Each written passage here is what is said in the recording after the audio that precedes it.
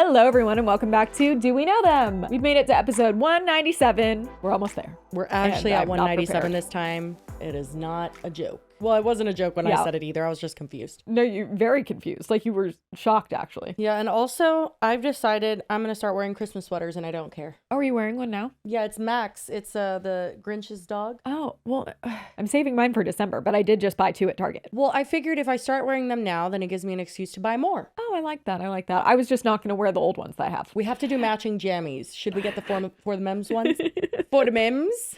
I thought that would be funny, but you shut me down. We should get matching pajamas, I don't think a $200 joke is that funny. It's kind of an expensive joke for not lasting very long. If you guys hear any leaf blowers or anything going on, apparently there's some rain coming, so they're cleaning out my rain gutters. Oh, I was like, what the fuck does rain have to do with leaf blowers? Because they're using it to blow out the gutter, like the rain. Yeah, I've literally never done that. Do you have gardeners? What do you own your house, so I don't know. Yeah, but he just cuts my grass. No, I feel like they will do. Oh, he definitely has not gotten up on a ladder and done any sort of work up there. But I do know a guy that can do it, so gotta give him a call. Saw him on Facebook. How long have you? Oh my God, no. I have lived here since 2021. Wow, and you've never done it? Does it rain a lot there? Yeah, it rains all the time. Maybe it's just it rains enough that it doesn't get clogged then. Because I think that's my problem not my problem personally, but in California, that it doesn't rain that much. So then it gets all like clogged up and then they have to clean it out. I think the rain cleans it out. That probably makes sense. Yeah. I got more lip filler. Cancel me in the comments. Well, you were going to a little while ago and then you I backed out. I was a chicken shit and I couldn't deal with it. And then I was like, also just, I don't know. I got scared. I was like, it's going to be too much. They are still swollen. Okay. So don't actually bully me in the comments. Not yet, at least. Give it a week before you bully me. They're just a little bit fuller. I got half a syringe. Like it was just, like a titty bit. It was so tiny. Are you happy with it? Did it hurt? It didn't hurt nearly as much. I think because it was less pokes. And then also I knew what to expect. It honestly just feels like people are popping really big pimples on your lips repeatedly. That sounds very painful. No, it is. It is. Yeah, it is. But it was quick. As someone who is chronically having like cracks at the... does anyone else have that? Like, I get dry corners. I've gotten that a few times in my life. Yeah. Yeah, it sucks. Also, that just like really sparked a very weird thing in my brain that I have been seeing all over my TikTok For You page. Sorry, but I need to talk about it. Celebrities getting some sort of work done that is like making them age backwards like 20 years, even if they have really bad plastic surgery, like Christina Aguilera. They're getting like a procedure done, or is it we don't know. Everyone's like, what the fuck are they doing? Because it's Christina Aguilera, it's Jennifer Aniston, Lindsay Lohan's a big one. Lindsay Lohan, tell me why she looks exactly like Alex Cooper. Well, she looks like herself. She literally looks like Freaky Friday. She looks like Lindsay Lohan, but literally something about the two of them, like I saw Lindsay Lohan like once she that. Oh my God, it's like their makeup done the same. But then I felt validated because I scrolled in her comments for a little bit and I found one that was like, why scrolls like for 5 hours, finally like, finds one that says the same thing. No, it was like one of the top 10. And I was like, oh my God, thank God I'm not alone, because it was driving me insane. I was like, what did she get done? How did she do it? That's what I want to know. They're getting like facelifts or something, but it's like... No, I genuinely think they all look fantastic. And Lindsay Lohan also, it could have, I don't know if she's sober. Yeah, she is. Okay, well that could have a lot to do with it too, but it definitely looks like something was done and it looks incredible. And that Monica from Friends, her transformation is crazy. She looked, and this is not, sorry, she looked like kind of botched like a few years ago. Something here was not right. They like had taken too much out of her face or something. She looked a little tight. No, but I've been thinking, every time I see Lindsay Lohan, I'm like, what did they do? God, like, whatever they did, do it to me 20 times, please. Literally, I was like, how much Never does it cost? wanted anything more. It's insane. Like she just, and literally her skin looks like glass. And not in a Botox way. No. It's so like, gorgeous. It's I don't insane. know. It's just like, stop. I've seen things on TikTok about like facial balancing is what some injectors will call it. And they like do miniature things all over your face to kind of like balance it's like filler you out. To like make. Yeah. I don't think that's it though, because they no, it seems like they're like, it's definitely all, like needles, smaller. Facelift. Literally, I saw a plastic surgeon say online that they thought it was everything at once is what they were calling it. It's like they don't get one thing done. They go under and get everything done. These are all the treatments I think Lindsay Lohan has had done as an aesthetics doctor working in the industry. Botox, surgical brow lift, upper blepharoplasty, rhinoplasty, some degree of surgical facelift, likely an endoscopic approach, lip lift, lip fillers and veneers. By having these treatments done all at once means that you can't quite pinpoint what she's had done, which lends itself to a more undetectable outcome unless you really know what you're looking for.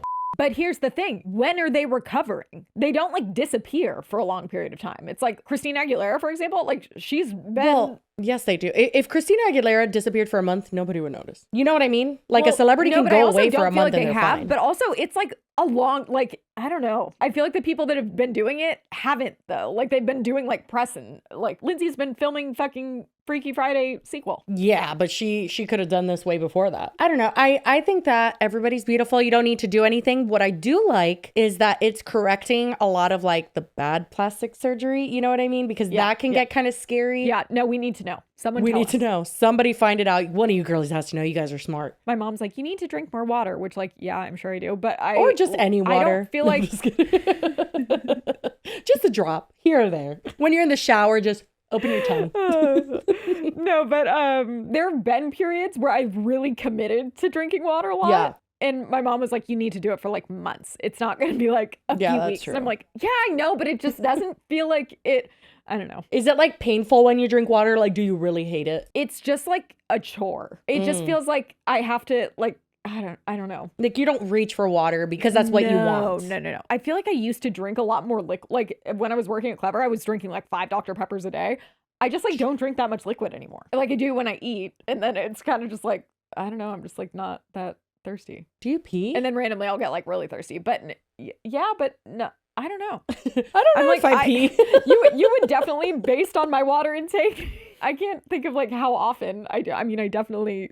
like when you wake up in the morning, do you have to like run and go pee? I don't have to run, but I go pee. I walk slowly. I meander to the bathroom. No, I think if you like looked at my water intake over the course of my life, you would be like, no. That's not true. She would be dead. Yeah, no, I believe you on that actually. And I'm like, no, there's water. I mean, the way that we drank, you actually quite literally got hammered at the Sabrina Carpenter concert, and I did not once see you drink just a drop of water in my house. No, but you put Gatorades in my room. I said water, not Gatorade. You're like, I drink Gatorade. First ingredient. There's water in Gatorade. Well, okay, so that's what I was going to say. There's water in everything. There's water in Dr. Pepper. So I just get my water elsewhere.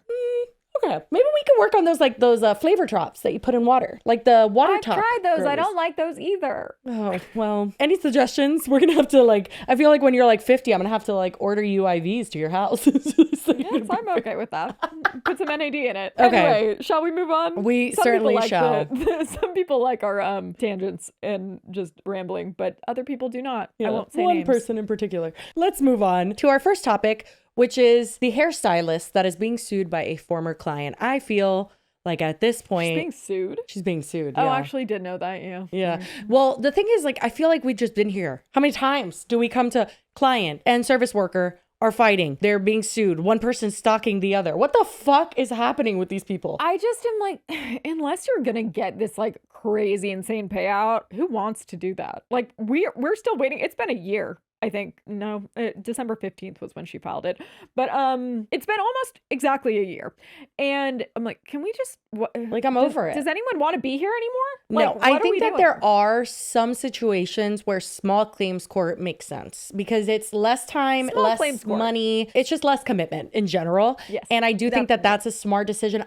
She didn't specify that she's going through small claims court. I hope to God that she is, because this is under, I think the whole, like, even if she wants to get everything back, it's like $2,200, which is a lot of money, but it's like... What is she suing for? Like emotional distress because of her hair? Because like, I mean... No, she's suing for the total cost of her hair. That's it? Yeah. I mean, I know it was expensive, but like, not that expensive. Yeah. Well, we'll get into it and exactly what she alleges happened, because she's alleging that basically the damage that she endured is worth suing, and we'll get into all of that. But we have two main characters. We have Emily, who is the customer, and then we have Abby, who is the stylist. Huge shout out, first of all, to Marky, because had it not been for him having videos on this, we would not be able to cover this, because Emily has deleted everything. Every shred of this is gone. And it's funny because I sent you Abby's video yesterday. We started with that because we're always asked backwards. I was like, that's the only, I always come in like 3 chapters late. Yeah. That was the first one I had seen. So I actually haven't seen any of the Emily ones. Yeah. So Emily actually is the one that started taking this to social media. So Emily was a client of Abby's for 2 years, and we're going to find out the whole backstory and how everything went down. But she was not a new client that went to Abby and was like, oh, you fucked up my hair. This was someone that had seen her for a while. It's similar to like if I had an issue with my hairstylist now and I've been going to her for a few years too. It's kind of bizarre for it to happen that far in. Usually they have bad experiences like right up front. It's like, I could never do that to Looks by Laurel. I know. Even if they shave my head and I'd be like, well, I mean, it kind of looks good. And people liked me in a pixie. They did. Oh boy, they did. Sloan Bella ate. But it was Emily that started everything technically. So I have a question. Sorry. Was it one of the situations where like everyone was Emily's, like everyone was Team Emily before Abby responded? Yeah, it was something like that. Because Abby didn't respond for a while. You always have to be like, is the other shoe going to drop? But Emily started with a video that was at first asking the hair girlies for help. Anybody knows anything about damaged hair, please let me know. I've lightened my hair so many times in my life and I've never really had issues. But this last time, sometime in June, I lightened my hair just a little bit and my bangs are now like bangs again. They're like this long. They were like this long. It spent years growing up my hair. So my bangs were this long and now they're this short. Is the damaged hair in the room with us? What? Yeah. When I first saw that, I was like, your hair looks amazing. Like that was my first thought. I was like, you look amazing. But I will say, as someone who has like shorter layers, you know, like a little bit past my chin, should they just start breaking to be bangs up to here, I would be alarmed as well. I would be like, why is that happening? Yeah, but I guess you have breakage from damaged hair, but as someone that has had very damaged hair, yeah, like it wouldn't be like just my bangs. It was like my problem that I would have is that it would break off more in the back from like having it in a ponytail and stuff, and also dyeing it 8 different colors in a year. I think it could be different for everyone depending, only because I'm thinking of that picture of Ariana Grande with the chemical cut right here in the front. Like this. Oh, no, I don't know what you're... We'll put it up here, but it was something. Like, it's something you can't even fucking hide because it's like all your baby hairs, and that was bad. Like, that was actually a chemical cut. This is like, they just look like bangs. I don't know. I mean, not to like tell her that it's not valid to feel, you know, alarmed. Yeah, I mean, if you didn't want bangs and you have bangs, that could be upsetting. I get it. But it's a weird place to only have breakage there. And it's like, is it still happening? I guess that's what she wants advice for, to make it stop. But like, how is... I suppose so. We don't have the full first video. We just know that the first video she had was kind of like, what do we do? Like, oh my gosh, this is happening. But she wasn't directly calling Abby out. But then she does. And this is her first video calling out Abby. And we learn over time that the reason that she ended up calling her out by name and was like really getting into it is because she wanted to get an answer from her. She felt like Abby ghosted her and that Abby didn't take any accountability. We have all their messages and we'll talk about that. But she just felt like slighted and wanted to get her attention. And then this was her being like, okay, well then fuck you. I'm going to get your attention this way. So I went to go see Abby Brooke. She over processed my hair. It is damaged beyond belief. My hair was like, it's like down to here. Now this is what I'm left with. I've been trying to talk to her about finding a solution. She does keep bringing out the front. It's notable that it's not like that around her entire head. Well, that's what I'm confused. I'm like, that looks more like you just had like layers. I will say over processed hair, when I heard that, I'm like, okay, as someone who has like a balayage, okay, I get processed hair, but it's a lot different than like, for instance, like you are getting a lot of bleach on your head. Yeah. That has more of a risk. Trust me, I have had hair that was like literally breaking off. Yeah. Like it was not a good time, but she has dark hair. So you wouldn't even need to process like how damaged could it be? Now, I do think that if it's like an unexperienced hairstylist, they could have over processed it and then just like put like a dark toner or something to like cover it up. So I don't think the shade of brown can necessarily tell you how processed hair is, but I don't know. But I don't think she, like, unless she was getting like bleach blonde like streaks in the front. Well, a perfect example is like my hair before it gets toner in it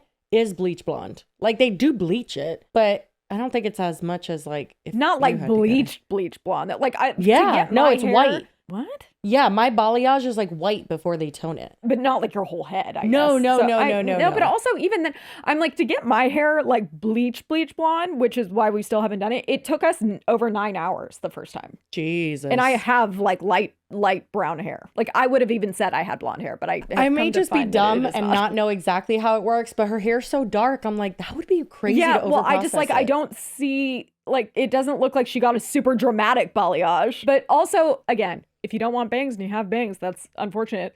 But she's getting it behind her ears perfectly. But like, it's clearly not breaking off that much. Right. Hair, if it's really damaged and you're putting it behind your ears, that is going to break it off. So I feel like it's interesting that it's fine to do that. Like, fuck up my hair. That's fine. It's just in how you fix the solution that matters. It's what you do to rectify the situation. That's what matters.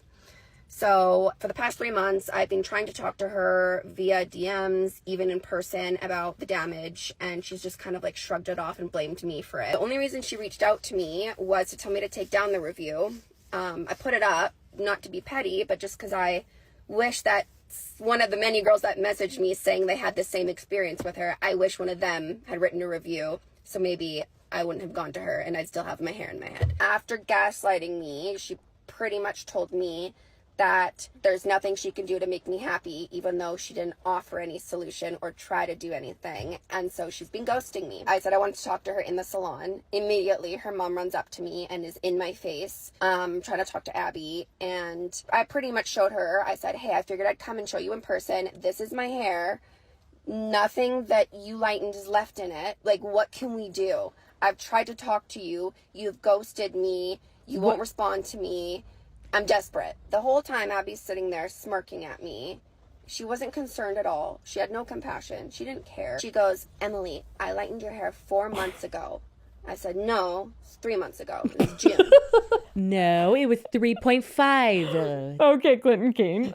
Oh my God, literally. Where's the Google Calendar? No, that is kind of silly though. Come on. Before we go any further, we have a word from our sponsor, Turtle Beach. This Christmas, I know exactly what I'm getting myself. That's right, myself. It's the Turtle Beach Stealth 700, and oh my gosh, these headphones are a gamer's dream. You guys know I love to play Fortnite, and these are everything I want in a gaming headphone. They are wireless, they are comfortable. They have an 80-hour battery. So the girlies that forget to charge things like me, you're covered. No, Don't worry about it. I just started using mine. I also am excited because I feel like very often it comes up that I'll be editing and I need to like screen record to show something, but it would be better if I was also like narrating what that something was that I'm doing instead of just like clicking around. And for that, this is perfect because there's a little fold down microphone. I feel like Britney Spears. That's how I talk to my friends every night. And maybe it'll also be my segue into the gaming community. There you go. And the Stealth 700 has the industry's first ever cross-play dual wireless transmitter, which basically means that you could seamlessly switch between your PC and your console with just a click of a button. That is so cool. So if you guys want to get in touch with your inner gamer as well and try out Turtle Beach, for a limited time, you can use the code DWKT at turtlebeach.com and you'll get access to their site-wide holiday sale. And after you purchase, they will ask how you heard about them. Please let them know that the girlies sent you. It helps us a lot. And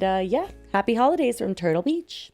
At that point, it's not her. Like, if it happened like that week, I would be concerned. Okay, like, that is the biggest thing. So she goes on and on about how it was like an over the time situation. And then Abby's going to come back and just be like, that's something that you would have noticed right away if it was an over processing issue. This is either like a bad, because spoiler alert, she has extensions. 4 wefts in her head right now. So extensions can badly damage your hair, like badly. Yes, I will concur. I also think it's interesting because like if she did fuck up her hair, yes, I think she should, I guess, try and fix it. But like, what do you want her to do? Put it back. You can't just like, I was like, grow it back, braid it in. Like, you can't put extensions there. Yeah, if it is broken hair, it's not a good idea to do it. It is unclear exactly how long she has had extensions, but Abby said that the entire time that she was her client, she had extensions. So that's at least 2 years. And I do know your hair needs like time to breathe because... because for mine, it was like the tape-in ones and they were very expensive. I didn't pay for them, luckily, because beauty tripping. Jocelyn and I were just saying, wish we could have that show back for when we want to get things done. I know. So I got it done the first time and they were like really high quality extensions. I remember trying to go back to the girl and just pay. And it was like ridiculous just to get them like taken out and like reattached higher up. Then I was like, Laurel, could you do it? And she was like, yeah. I think I probably had them maybe 6 months and like would go in, I think probably once a month, and she would reattach and like clean them off and we'd start over. It was also the kind that they claim like, oh no, it helps your hair grow out while they're... No, it does not. I will say, I think tapes are some of the more damaging ones. Break off. I think also K-tips to me scare me because it feels like you're just putting like glue. I know it's not, well, is it not? Is that what it's like the little beads that they melt? No, that's micro beads. It's like K-tips it literally looks like glue and then they just like twist it and it's almost like invisible. But to me, I'm like, you're just gluing your hair. But I guess maybe it's something else. I do feel like every type of extension is going to damage your hair to a certain extent. And if you do have them for so many years, and pulling on it. And... yeah, it's going to damage. So you're going to tell me you were a happy customer for 2 years. And I doubt you stayed the same color that entire time. Like you probably did some stuff in those 2 years. But okay, even if you didn't, you had extensions with her, everything was fine. And then all of a sudden your hair just starts breaking off. To me, that sounds like your hair's tired with the extensions. But it's not even breaking off where the extensions are. It's just like her only things she's pulling out are like literally, I'm like, no, that's true. Wait, no, actually you're fucking right, because my extensions don't start till like down here. It's not even on the top layer. Yeah, because they'd show. Yeah, no, you're right. Like that's why I had like, my hair was like this short when I first got them. And that's also why I didn't like it, because you could occasionally see if they weren't like blended in right, the line where my hair ends and the extensions begin. And the more it grows out, the worse it got. But they frame your face with shorter pieces so it blends in with your short hair. Yeah, so maybe it was something else. Literally, I had to get my hair dyed every month. 3 months is so long. That's like you have new hair. Yeah, I don't know. Maybe it was something else with the color. I don't know. We'll let her keep going. Now I'm confused. She's like, no, it was May. Anyways, I'm scrolling back to find the date. It was end of May. I thought it was beginning of June. Whatever. So anyways, I'm scrolling back to find the date.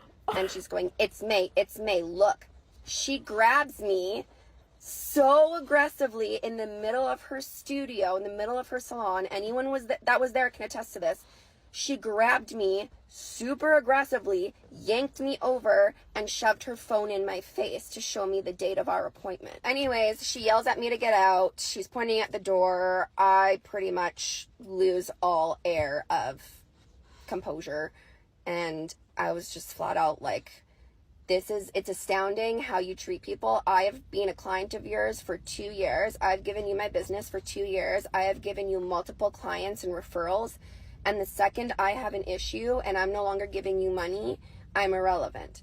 I am baffled at how you can treat another human being. It takes zero effort to be kind. I have so many girls have messaged me saying the same thing happened to them by Abby.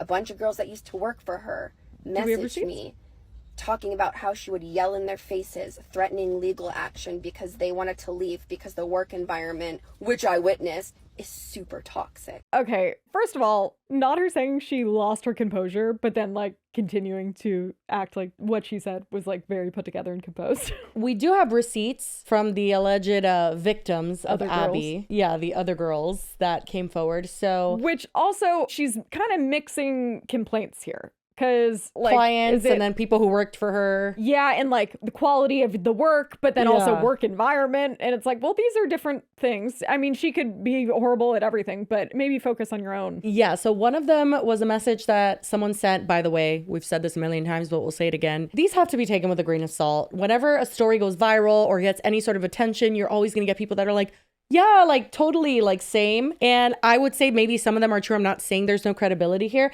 I'm just saying that. I don't want my name out there, but I want to share my story. Also, there's no profile picture. Oh, that's true. Yeah, that's a red flag. So this girl says, hey girl, my friend sent me your stories about Abby. I don't want my name out there, but want to share my story. And she said, oh no, did she do the same to you too? And she says, yes, similar, but not as much hair loss. She tried to tell me. Hair loss? Like that is extreme. Breakage. Well, it did break off. Breakage. Hair loss feels wild. She does get into it and shows some pictures that does show like she loses a lot of like almost like this sized hair, like 2 inches, I would say. Whenever she's brushing, it just kind of like flies off is kind of how I think it's going. So I'm not gonna doubt that she has experienced like a lot of breakage. I would just say hair loss feels wild. I mean, it's freaky if like that's something that didn't happen to you before. She does also talk about losing clumps of hair. Like she said she had a mental breakdown. She was literally pulling clumps out of her hair. Now she doesn't show that. She shows other breakage, but she doesn't show like clumps, like kind of like thrown there or anything like that. I just think breakage and hair loss are very, very different things. Yeah, I would agree. But I don't know the extent of it. All we know is that she definitely had breakage and says she had extreme hair loss. Which are not only two different things, I think, like visually, but also like losing your hair and having your hair break off, I feel like isn't the same problem. Like if you're losing like clumps of hair out of the root is way different than you breaking off where it's like dead. Yeah, I think that there's some breakage that is pretty much full hair loss. Like it depends on how bad it is. Like there are full chemical cuts where people have to shave their heads. Which she did not have to do. I will point out. She did not. No, she didn't have to, but I've definitely seen it on TikTok. Like some bad fucking chemical cuts. No, but even then, I don't know. I wouldn't even call those like hair loss. You're saying like hair loss is more of a condition than a situational thing? Yeah. I think that regardless, it's you losing your hair, and hair is a huge part of our identity. You know what I mean? Like, I just feel totally. And I'm not saying that breakage isn't something to be upset about. Yeah. I just think when I think hair loss and like clumps coming out in the shower, that's not the same as like a chemical cut or having it break off where it's dead or having like a color processing issue, you know? Yeah. I see what you're saying. She continues on to say she tried to tell me some of my hair was burning off because of old box dye, which I only ever used once during COVID. My good friend, who's a hairdresser, said that that was not normal, and based on my length, it would have been grown out. I never spoke up or said anything because I didn't want my name out there. Well, what does that mean? Because you could speak to her, no? Yeah, I'm really not into this whole like you have to go public and call someone out on TikTok to have it be valid. Yeah. Let's be adults and go talk to your hairdresser. It would be a different story if she's like, I spoke to her and she was awful, but it just says, I was really disappointed. I unfortunately had to buy new extensions because the ones I bought from her didn't match or blend well in person. And the areas of my hair that were lightened looked patchy. And then she continues on. But like nowhere there from the part that she shows does that show that you actually asked her and she was not willing to help you, because that would be a problem. And these are all different issues. Like, so it looked patchy and she did a bad dye job, but then also your hair was breaking off because of something she did supposedly. Like, it's just a lot of like hair problems. Yeah. And it's like, these are all very different though. Yeah. And also this one starts, the next victim, their message starts with please in all caps. Please TikTok this if you haven't.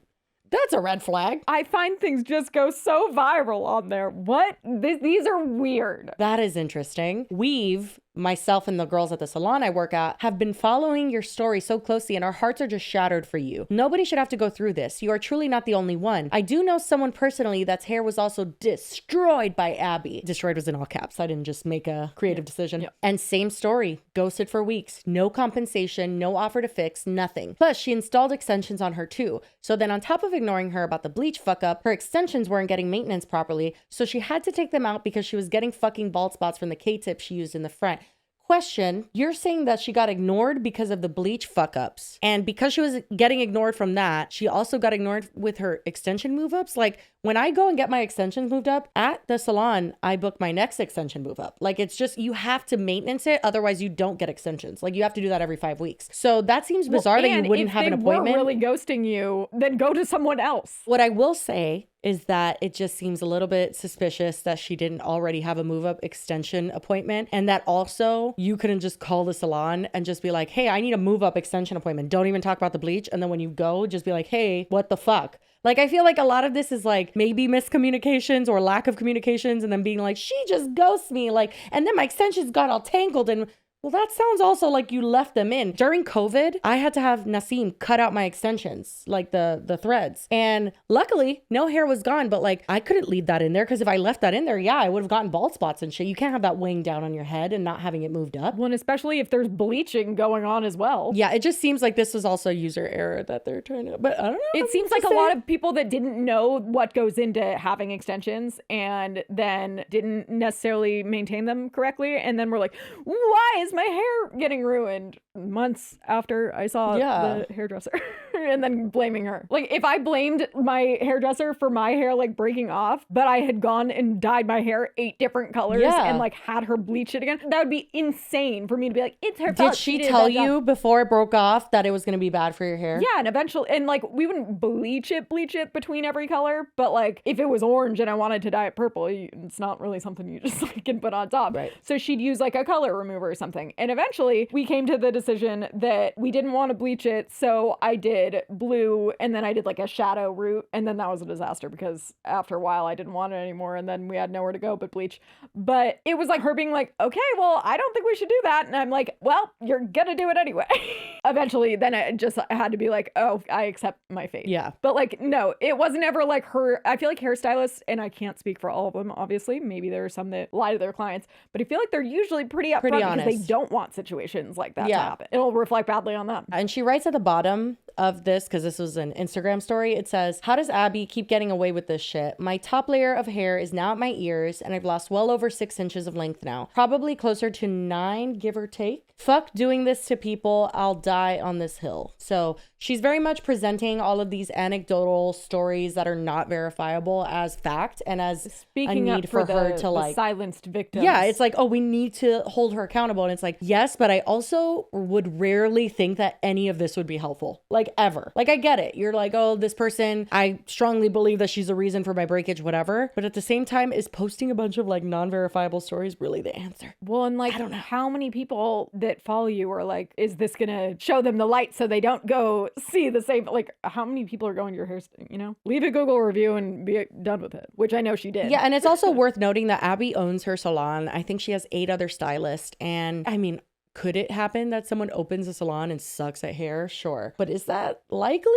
Probably not. But yeah, she shows one more where it's someone saying that it took them a year and a half, a bob, and a fuckload of extensions to fix the hair that they got done by Abby. Or no, to fix what her friend had done by Abby. Because it's like a friend of a friend of a friend of a friend. A friend had her hair done by her a few years ago. Like, I mean, yes, because I've posted, I guess, about my hairdresser, but even that, I'm like, how many people? No, literally, how you, niche like, is this? Knowing the first name of your own, like, I'm so confused. I don't know. Yeah, no, literally, it's like, I know Laurel did your hair because you've literally said looks by Laurel. Because I call her Looks by Laurel. You don't know my hair lady's name? Absolutely not. I feel like that's very rare that you would be like on a first name basis with your friend's hairdresser, much less would you realize that it's the same now, person. I do guess if I got my hair fucked up, then I would tell my friends about who did it. So I guess that's a little bit more believable. Would you even refer to her by name though? Like, I feel like you would just say, like, my hair girl. No, if it's really bad, I don't know. Anyway, not important, but she shared a bunch of stories that really, to me, didn't do much. I mean, nothing. Yeah. No, they actually kind of make me less believe any of this. This was one of the stories that she also put up. Now, again, this isn't super in order, but just know that this all happened before Abby even responded. So it was definitely a lot of stuff that she was posting, pictures of her hair and just stories in general of how she feels slighted by Abby, etc. This was one of them. And it says, spent over $22.50 to have Abby Brooke do this to my hair. The first photo is immediately after she removed the bleach. No extensions were in at that time either. That's 100% of my natural hair. This is it now. That is barely a balayage. There's not a lot of bleach that got put in there. Right. How bad could it have gotten damaged? Right. Clearly there's a length difference, but I'm just questioning what caused it because it doesn't feel like that is enough dye or bleach to have caused that much damage at all. Again, speaking as someone who had really damaged hair, it took a while to get it that damaged. It says she made no apology, blamed me, and said I fucked up my hair, not her, and has ghosted me. My wedding is in a year, and I'm devastated that I'll have fucked up hair for my most important day. I mean, a year is a long time. I was just gonna say, whoa. You could definitely let your hair breathe for a year and then get more extensions right before your wedding. Girl, the hair I just saw in those videos looked great and was very long and luxurious and very silky looking. So a year is crazy. And again, if it was only those front pieces, that would grow back. Here at this part, it kind of gives insight into what she wants from all of this. It says, I'll be posting this shit until she decided to refund me for doing this to me. How dare someone do this, then throw it back in the client's face and completely ignore them. As a business owner, I am floored at how she treats people, just an all around unkind human. So she's a tattoo artist, by the way. Emily is. So she's like, I'm also a service worker. Like I work with people and customers and I would never do this essentially. Well, so if someone came back in 3 months and like, I don't know, I feel like that time frame is crazy because I'm pretty sure, doesn't Abby show that like it was fine for a while after? Like she was saying actually, yeah, I was gonna go to Abby's video now because a lot happened and Emily also shared a bunch of DMs. That was like the wall of DMs that I had shown you. And it was a lot of back and forth, but Abby does show quite a bit of what she had told Emily now as well. So we might as well just watch her video on it. This is the hairstylist. She finally spoke out. The unhinged one that screamed and grabbed her and shoved her. Yeah, very aggressively. Yeah. I have always wanted to spread peace, love, and kindness back into the world. Simply because I think the world needs more of it. I thought that was a weird intro. Yeah, I was like a bit. Like, okay, Snow White. A bit strong. Yeah, come on. I've been online creating videos for over 6 years, trying to do just that. But today I must address something that I've been trying to deal with in private, but unfortunately the situation has been made very public. Now, I will not condone any form of cyberbullying against myself, my 8 stylists, or my salon. Currently, as we speak, we have over 50 one-star Google reviews that are fake, written by people who have never even been to my salon. On May 28th, 2024, I colored one of my regular clients' hair. Now, she has very thin, fine hair just from genetics. Her bangs are by her chin. So I would say when she showed it, she was a little bit closer to maybe bottom of the nose area. They went behind her ears, though. Yeah, but that would go, I would think maybe by her mouth. Like, it would probably be a solid 1.5 inches of breakage. So she's always worn hair extensions. In this before photo, she is wearing 4 packs of hand-tied wefts along with half a pack of K-tips. She wanted a brown balayage, which technically would be considered a color correction because her starting base was black. So we colored her hair and then we went ahead and installed her hair extensions. And this was her end result, where we installed 3 packs of hand-tied wefts along with half a pack of K-tips. This is how much her service cost on May 28th. Keep in mind, all of these prices are after tax, and she did purchase hair extensions, but that was prior. It wasn't on May 28th, and typically hair extensions last for 1 year total. So you Damn, balayage for $472. That's steep. Especially when you look at it and see that it's like barely there. It literally looks like very one subtle speck. Yeah, it's very It's just like subtle. a little sun-kissed If I streak. paid $472 for that, I would be, I mean, I understand she had a black base, so it is, And it's harder. very long. Yeah, but I would have cried a little bit in the car. What about it? She also, though, the complaint here is not like the last one where it's like, I didn't think I was going to pay that much. Like, I think she knew what the prices were if she's Oh, no. client, I agree. I think she knew. But me personally, that makes me No, it's wanna wild. die. And it feels like, again, very subtle, but also awfully subtle to be causing a ton of breakage. I'm so dead at that video, though, of her just like fluffing it up. Like, just when you look at the course of all of this, it just seems like one of those foreshadowing videos would have been great here. The next day, she showed off her new hair and said, "You the best." 2 weeks after her initial hair appointment, she decided she wanted a 4th pack of hair extensions installed, where she then says, "Amazing, thank you. Also, I am so happy with the color. It looks incredible. You're the best." I then tell her the extra pack of hair extensions will cost $264.99, and it'll be $50 to add it. She then comes in on June 22nd. We install her pack of hair extensions, and the price ended up being a little bit more because she wanted me to add a black root to her extensions like I did to the other ones. At this time, her hair was very healthy, nothing alarming, nothing out of the usual. She then sent me a message 5 weeks after her initial hair appointment expressing that she felt like there was some damage, so I gave her some product recommendations, how to care for her hair at home, and then ultimately we decided I was going to... Okay, so Emily... 5 weeks is a long time. I would have been getting my extensions redone in 5 weeks. Yeah, honestly, 5 to 6 weeks. 6 weeks is the maximum my lady lets me go. So 5 weeks is like pushing it's it. gonna be grown out and weighing down your hair a lot. It gets at that really, if you're curious as to what it feels like somebody's kind of like Someone is pulling low-key, your like, hair. yeah, pulling your hair. Absolutely, So like you have a small uncomfortable. child, like small little. And then I elves hanging from actually your have hair. little small children actually pulling it. So it's miserable and you want to get it pushed up. So anyway, Emily reaches out to Abby in DMs and says, "First pick was my hair before we put the extensions in, and last 2 are it currently. I just want to help the breakage so it doesn't get any worse. So whatever you can recommend would be amazing." So it seems like at first she was reaching out to be like, "Hey, I think I'm having some breakage." It seems like because of the extensions. I don't know. Maybe she thought it was because of the coloring. Well, that's the thing. Google like risks of getting extensions. I guarantee you the first things that are going to come up is breakage. And especially if you're not getting them redone very often,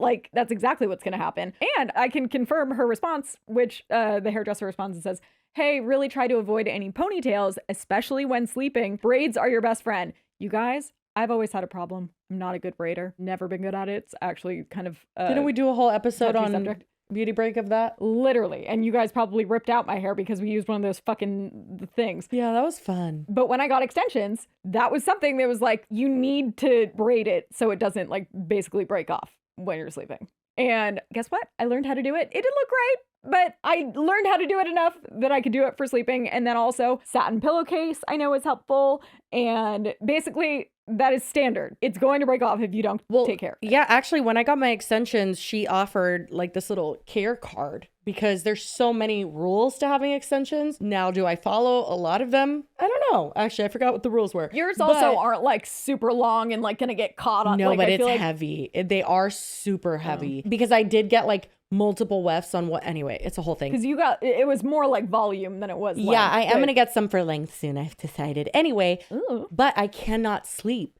with any sort of ponytail or any sort of braid, sensory wise, it drives me insane. I have to sleep with my hair down. I just have to. And sometimes I wake up and low-key, I am sleeping on a part of my head that I'm like, I think I'm gonna rip my hair out. Like, you know what I mean? Like, it's not good. Literally, for me, I would and wake I know up, that. I would get drunk and go to sleep, and I would wake up rat's nest. Like, yeah, absolutely awful. I feel like maybe the right thing on the hairdresser side would have been to suggest to her, hey, maybe we should like let your hair breathe for a bit. Take a break. Yeah, take a break from extensions. Before we continue, we really quickly want to thank our sponsor, Uncommon Goods. Spark something uncommon this holiday with just the right gift from Uncommon Goods. The busy holiday season is here, and if you're anything like me, it is stressful to buy gifts. I start sweating and everything, and Uncommon Goods makes it less stressful because they have incredible hand-picked gifts for everyone on your list all in one spot. Including yourself. And honestly, they have some really, really cool stuff because they scour the globe for original, handmade, really cool items. And I feel like the holidays is perfect for that kind of situation because I personally am really into Christmas decorating, and I have quite the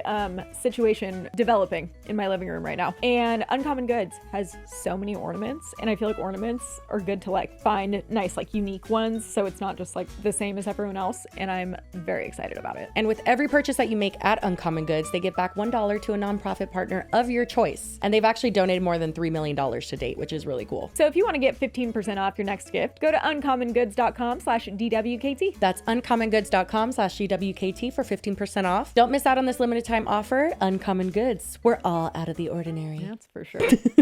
I find it hard to believe that that light bleach job is what did all of this. But again, her hair was black. Now, she has been going to her for 2 years, so I don't think it was box dye black, but it was black. So it was a pretty intense color correction, no matter how not light it seems like it got. I think that with her, it may be a mix of things. It may not even just be the extensions. It may be everything. Like, she has had extensions for so long that her hair was already brittle, and then it was dark, and then it needed to be processed. Like, it may have just been a combination of things, and I don't really think that's the hairstylist's fault, although maybe she could have warned her about it, but I don't know. But she also said when she came in that her hair looked healthy and fine. That's true. Yeah, well, that's Emily's issue with Abby. She's like, you're gaslighting me. You're telling me nothing's wrong. But I mean, she didn't think anything was wrong immediately after. I will say, though, on this message, she is not saying, I don't see any breakage. She's just saying like, hey, here are some tips. So at least and as of right now. I stopped reading it, but it was, she goes on to say, also try to oil your hair every night before bed. I actually heard that was bad for your hair, but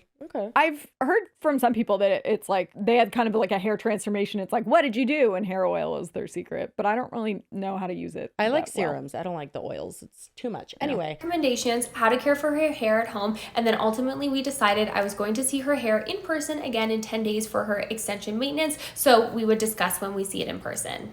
On July 10th, I then saw her hair for the second time in person where I maintenance her hair extensions. And in my professional opinion, I've been doing hair for almost a decade now, and her hair looked very healthy, strong, normal. Nothing was out of the ordinary. And that's what we discussed during this appointment.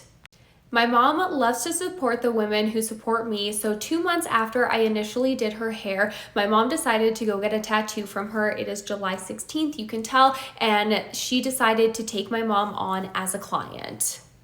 Now, minus the interaction above, we don't talk again until August, and me and my husband are on our honeymoon where she gave us a restaurant recommendation. It's August 19th, I'm still on my honeymoon, and I see that there was a 1-star Google review written about me that had already been posted for 3. Okay, that's wild. Okay, so on August 11th, she's in Italy, and then Emily, the client, sees that she's in Italy and says, you must go to Roma Sparita, best food we had in Italy. And then she's like, oh, thanks for the recommendation. 8 days later, blast her ass wide open on Google.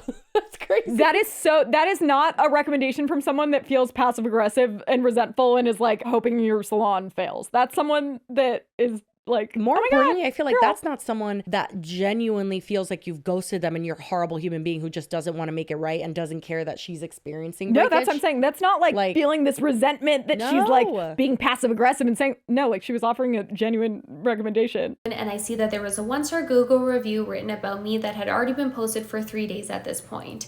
Now, I sent a message saying I was extremely caught off guard. Posted for 3 days? What's the math on that? August 19th. When was the other message? August 11th. So 3 days before August 19th, 18, 17, 16. 5 days after that message. That's insane. That's crazy. That's behavior. crazy. What could have possibly happened in that time? So she sees that 1-star review and then messages Emily and says, "Hey, Emily, I just saw your Google review you left me. To say I'm extremely caught off guard is an understatement. I have always treated you with respect and kindness for a long time. When your extensions slip, I always fix them for free. I've always accommodated your schedule and provided you with excellent services. With this being said, I am extremely sorry your hair has broken off. I have always done your hair with integrity and with the health of your hair and scalp in mind. I would never ever purposefully color your hair with the intention to damage your hair. I use the most gentle lightener along with the most gentle developer in the salon." To barely lighten your hair at all. She actually says what developer she uses. Because to be honest, we had nothing but great encounters and interactions with each other, with the exception of the little bit of damage. I saw her hair in person where her hair looked completely fine, and so I thought everything was fine.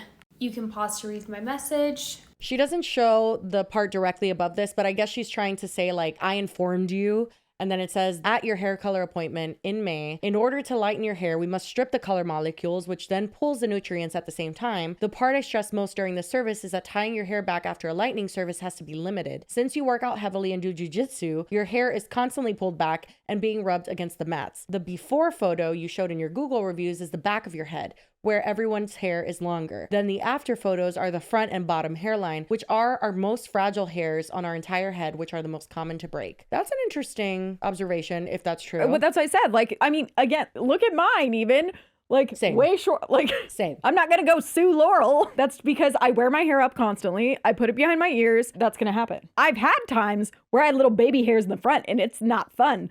But that's not what she has. She goes on to say, in the 2 years of doing your hair, we grew your hair from a blunt bob while maintaining the integrity of your hair. During this time, your haircut did change as our hair on our head grows at different speeds. Therefore, your haircut never stayed in a blunt bob as it grew out. Again, never ever would I maliciously try to break off your hair. I always want every client to have healthy and pretty hair. I'm very sorry your hair has been damaged in the process. As a fellow business owner, you know how damaging bad reviews are. So for you to post this is very disappointing to me and my business. I will kindly ask that you please remove the negative review, please. I will say that you should maybe have a conversation with her, but I think that if someone leaves a bad review, they left a bad review. Like, talk to her and like say your side, but don't ask her to take it down. That to me is no, that's a little weird. But also, I think she's probably like, I didn't even know you were mad. You gave me a recommendation for it 5 days ago. It's all very weird, and I do think that maybe it's that she doesn't like confrontation, and like she tried to tell her, hey, I'm kind of having breakage, and then at her appointment maybe felt like Abby was overlooking it. I guess, but again, like, it's weird that she would be that friendly right after. And like, it is weird. Yeah. Long after. It would make sense if she like hadn't talked to her at all, maybe. And like, she's like, oh yeah, she hasn't come in for an appointment lately. And then it happened. Yeah. But it doesn't feel like that was it at all. There was a lot of back and forth in their messages. We do have the wall of messages. I don't feel like it's entirely necessary to read through all of those, to be honest. There is a ton, but they disagreed. We'll say, Abby was saying your hair in the front is almost the same length, and then Emily was like, no, it's all breaking off, and everything's falling out. I kind of agree with Abby. We then message back and forth for a few days where I tell her I believe her hair looks like it's the same length in these photos. And to be honest, my messages were not coming from like a mean or malicious place. They were actually coming from a place of love and education. I will say, that is the same length. The top being an example of breakage and then the bottom starting at the same exact spot is kind of crazy. It's like, well, the bottom one, she has the extensions in. That's why it looks longer. Yeah. This is wild. As a hairstylist for almost 10 years, I know it can be something as little as our lifestyle habits that can have a big impact on our hair. So that's what my concern was. I know she is a trained fighter and she does jujitsu on a regular basis, multiple days a week. So in my brain, I'm thinking that it's the tension and friction from her hair elastics that is causing this, or the friction that is when she's like sparring with her opponents. It's like the friction rubbing heads against heads that is causing some sort of damage. And ultimately, like if her hair is breaking at this point and you tie your hair into a ponytail like this, that is directly where a hair elastic would sit. On August 28th, she came into the salon where we had a very quick and brief interaction, as it's really hard to have a conversation with someone where only one person is allowed to talk. Now, if I'm being honest with you, I'm 5'2", I've never been in a fight in my life, and I wouldn't choose a trained fighter as my first opponent. I did feel very unsafe for myself and my clients after this interaction, so I just called the non-emergency line where 2 police officers were dispatched. I showed them the security footage from all 3 of our angles, and they did deem that I did not assault her, and I was simply just showing her my phone. Now, I'm not going to show the security footage just for respect out of my clients, as we had a lot of clients in the salon at this Blur them. This part, I was like, you can blur them. I mean, maybe you don't know how to. I bet someone you know does. It's like, girly, I'll do it. Literally. And Emily does challenge her to basically be like, okay, well, post it. Go ahead, post it. Like, you have it, then show people. Oh, I really would love to see it. I would love to see it as well. Also, I really feel like it would be wild to be super aggressive and then call law enforcement. I also agree with that. She's the one that called law enforcement, so she obviously did feel threatened in some way. But then also, I can also see how with Emily, she maybe felt, and I don't want to gaslight her and tell her that she didn't experience that, but I'm saying, like, have you ever gone through something in the moment and it feels a lot more aggressive and intense than it maybe actually is? And especially if she doesn't like confrontation, and that's why she hadn't really brought anything up sooner, and she was really having like everybody was worked up, and I think probably both of them were worked the fuck up. I'm not saying they weren't, but for her to be like, she grabbed me and then shoved her phone in my face. I'm like, was she just being loud with you and being like, look, like, what are you talking about? And then maybe she just fell. Like, I don't know. I would love to see the footage because I'm not on either side in that regard. It could have gone either way and we weren't there, but it's weird. But I also do think it's interesting, and what I pointed out when we heard that from Emily is that she's like, but I kept my composure. Or no, she said she lost her composure, but then proceeded to be like, and then I told her that it doesn't take anything to be kind. Where it's like she says like the most composed thing ever. It's like, oh, that's you losing your composure. Everybody was losing their shit. I bet. Now, Emily did say, I had witnesses there. Anybody there could have told you. So both are pretty sure that their side is the one that's correct. But if she really did call the police because Emily was insinuating that she assaulted her, and then she felt unsafe, she'd have to be pretty delusional. Exactly. So that's pretty telling, but I would like to see it. This is where 3 months of extreme cyberbullying really starts. She filed a complaint against me with the Better Business Bureau asking for a refund on the services provided on that date. And she said if a refund is provided, then all online complaints will be immediately removed. I did respond, and I did offer her a refund on her services that were provided on May 28th. At this point, she had gotten her fiance's employees to leave me 13 one-star Google reviews. So I just asked that all 13 Google reviews would be removed. Now, the refund that she offered was for $975, and then Emily, in this whole lawsuit thing, is seeking $22 because that's the total. I do personally think it's out of fucking pocket to ask for a refund for extensions you wore for months. I think that's what I was just gonna say. I'm like, how long was it before she wanted this refund? If I dyed my hair and then came back in 3 months later and was like, I'm gonna need a refund, I don't like it. No. You passed the window. I just returned my computer. 30-day window. Like, but she's not even just seeking the color. Like the color thing, okay, if you think the color contributed to the damage, even if it's up for debate or whatever the fuck, then fine. She's refunding you for that. For you to be honestly, like, I think no, refund me for the extensions that I liked so much that I had you move them up twice. Like, refund me for that. Yeah. No. Literally, and for the extensions themselves, like... Well, the thing is that Abby would have to lose out on that. She would lose money. Oh, 100%. Because you buy the hair, like, for instance, for me, my hairstylist has like a couple companies that she chooses, and then you can choose through them, and then she orders it for you, and you like pay her. But she doesn't make money off of that. She makes money off of the installation of them. Well, and that's why I even said, I was like, when I got mine done for Beauty Trip and the show paid for it, there was some kind of deal arranged, but they were like over $1,000. Yeah. And then I just had the hair, and I'm like, okay, Laurel, will you put it back in? Because that's the most they're expensive very expensive, part. And that's the investment. Obviously, it's expensive to keep getting other stuff done at the salon, especially. But she didn't seem to have a problem with that. So wait, she wants like the original, like she all wants like 5 months worth? Basically, yeah. That's insane. I know. She rejected my refund offer. The BBB deemed that I acted in good faith, and the complaint was now closed.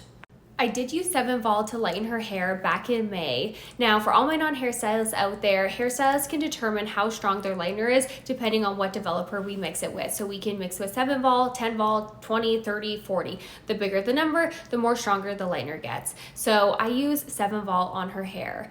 If you would see bleach damage It would happen directly, immediately in the chair. You would see clumps of hair falling out while you are still in the hair salon and immediately following right after. If I saw her for 2 appointments after this, I saw her 2 months later and her hair was completely healthy. We had the conversation. Everything looked fine. Guys, I've been doing this for almost 10 years. If you've met me, I am the most honest person. And ultimately, when you're seeing this dramatic breakage happen at the 4, 5, 6, 7 month mark, ultimately, I don't know what you're doing at home. I don't know your stress level. Stress plays such a huge importance. If you're planning a wedding, that's pretty stressful. If there's season change, if your diet change, like there's so many factors that come into this. Now, I have not reached back out to her because she did decide that she wanted to sue me. So our court papers have already been processed. They've been processed for a long time. So ultimately, I cannot give her a refund because we are going to court over this. Sorry, it got dark out so fast, but I will always try to not let mean comments affect me too much. But to bring my salon and 8 other hairstylists into this that have nothing to do with this, like my hairstylists are out here just trying to build a clientele and afford groceries and pay for their rent, like let alone rounding up over 50 people to leave fake 1-star Google reviews from people who have never even stepped foot into my salon is so disgusting. Now, I will not condone any form of cyberbullying, and ultimately, I have been, will always be preaching light and love and positivity. Me stopping at that part. I do think it's interesting though that she did get so many fake reviews because it's like, and then she threw in a few Instagram stories as well. Wait, what do you mean? The other people that have come forward in the Me Too movement against Abby. Yeah. She was like, you know what? That's not enough. I'm also going to like, perpetuate some random might as well leave some anecdotal reviews stories. There too. Yeah, I can see how that's super frustrating. I will say, I'm texting Laurel. Sorry. I'm getting I need your expertise I was going to again. tell you, actually, there's hairstylists in her comments right now, in Abby's comments, and saying literally 7 volume, girl, do not give her money back. Like, that's like all the comments. Okay, it's 7 volume. Yeah. I said, I'm sending this to her now. I said, where does 7 fall on the scale of that's nothing to your hair might break off? Literally on the scale of like, it's almost impossible for your hair to break off. I'm like, I know that I'm saying a lot about like, oh, I did my hair. I get that everyone has different hair. People's hair reacts differently. Mine somehow withstood more than it should have, honestly, before it started getting really bad. But like objectively, it just doesn't make sense. And honestly, like for instance, even when I tie up my hair, which I do, I have to tie my hair up pretty much every day, but it's in a low pony. So that's number 1. But number 2, I only use like silk ponytails. So they're like scrunchies and they're satin or silk or whatever the fuck the material is. I don't know. Whichever the fake one is. I started using the coily ones. Oh, those rip my hair. Oh, really? Yeah, big time. Oh, they definitely make it so it's like not as tight on mine. I sleep with my hair up. I'll sleep it in a bun. I get it. Maybe Emily feels invalidated, or like with her trying to share all of these like, oh, well, it could be this or that. But at the end of the day, it really could be this or that as well. Like, it's not always gaslighting. Sometimes it's like, yeah, you do jujitsu. You're in the fucking gym almost every day fighting with people. I feel like sweat that's a lot of the time too can play a role. Like, I feel like as slighted as she might feel for being told like, it's something you're doing. How do you think, like, you're gonna tell a salon owner you broke off my hair when she like objectively knows that, like, no, I didn't? I think that if it had been right away, I would have no problem with this. Like, if she left the chair and she was unhappy, it doesn't matter who the fuck is doing your hair. I don't care if they're a celebrity stylist, if they're the best of the best. If you leave that chair and you feel like someone fried off your hair, then you have every right to feel that way. But 100%. To go 5 weeks, then come back, then have her move up the extensions, pretend you're happy, recommend a fucking Italian restaurant. Like, it all just gives a little bit too weird. Like, all of it is just like, wait, what? Why would you handle it like that? Like, it wasn't just 1 or 2 things. It was just inconsistent with someone that left the chair unhappy. And if it's true that Abby actually told her, hey, we're going to do all this and it is going to strip nutrients from your hair and you do have to be careful and this and that. We don't know what she told her in the chair. Again, my hairdresser handed me a fucking care card. I was just going to say, it was like, we don't. But I do know that, like, and I have gone to more than just Laurel before, and like, it's standard practice for hairstylists to be overly cautious when doing your hair and telling you like, I don't know if we should do that, because again, it is going to reflect badly on them, and like, it's a very visual thing. You know if someone fucked up your hair. That's not what this is. This is like, it broke off after a while. Yeah. That being said, we'll see in her response to Abby's video, I think her hair looks fine. It's thin to begin with, so it's not like she had a bunch of hair and lost all of it. It's thin to begin with, but I do think if there was breakage in the chair, I do think Abby would have handled it different. Yeah, I don't. Oh, wait, which one is which? Abby's the hairstylist? Abby's the hairstylist, yeah. This is Emily's response to Abby's video. You can see her hair in it. Obviously, she's cut it or taken out her extensions. She says that her hair used to be like that picture that she showed was like by her boobs. So this is quite a bit shorter. It seems like she did cut off any part that would have been like a balayage or something. What I will say is that her hair looks nice and healthy. I will just say that I don't know what she's done, masks or anything. I have not seen one instance, even though like her bangs or whatever, she'll pull them out. I have not seen one instance of like, fuck, her hair is fucked up. Like not literally one. Like if there was a bunch of breakage that was so bad and like it was so damaged, it would have little like the chemical cut. Exactly. Yeah, that is not what I'm looking at. I have not once brought any of her other stylists into this scenario. Not once have named them. They have nothing to do with this. I own a tattoo studio. And so I understand that if I have somebody that is employed under me, it is my responsibility to take care of them and to protect them and to allow them to have a safe environment to come work at where they can grow their business. Because she failed to deal with the situation, I'm so sad that it has now impacted all of the other girls that work with her, because that's not fair. After my appointment, immediately after, my hair looked great. You know, it had product in it. It was curled. I didn't see damage because I'm not a stylist. I don't know. I wasn't touching it. It looked great. So right after my first hair wash is when I messaged her initially. Now, she failed to post that for some reason, but after my first hair wash, that's when I first messaged her about the damage. It shocks me that throughout this whole situation, her saying that like, I didn't see any damage. I'm not a hairstylist.